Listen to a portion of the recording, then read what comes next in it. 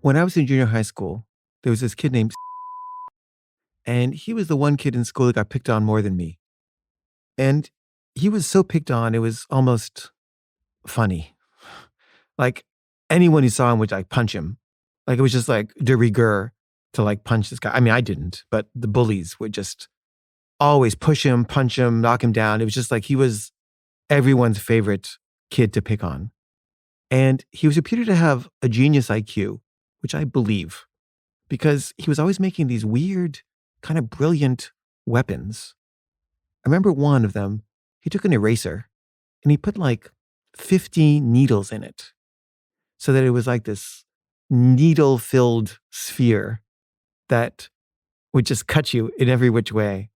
And he would like hurl it on a string at somebody. And, it would cut people. It was like, it was dangerous. And he would get beat up for it, but he would, then make some other like inventive torture device. And I remember he made explosives. Anyway, he was kind of a friend.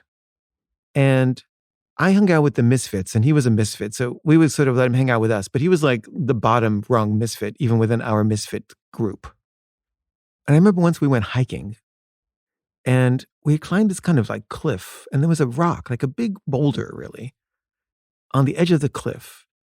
And was just like obsessed with like pulling the boulder out of the ground that it was in. And he was pulling on it and pulling on it. And we were saying, come on, let's go. And he's like, I'm going to get this boulder.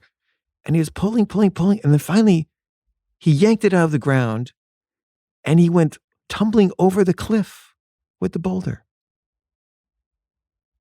And my friends and I just started laughing hysterically. And we were like, he's dead. And we were just laughing and laughing. And we were freaked out. I mean, we weren't happy. We were just in shock. But we couldn't stop laughing. And we were convinced he was dead. We saw him go over the cliff.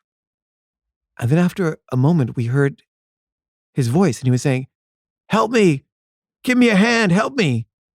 And he was dangling from a branch right below the cliff that he'd caught onto. And so we grabbed him and we tugged him out and he survived. And then he went to a different high school than I did. So I only heard the second hand. But apparently there was a teacher, a female teacher who was attractive.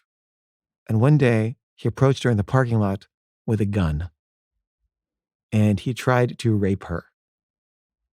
And she called for help. And the football team was practicing nearby and they heard her. And they all came and they beat him up. They called the police. The police came, they arrested him, and he went to jail for attempted rape. And I always felt bad for the guy.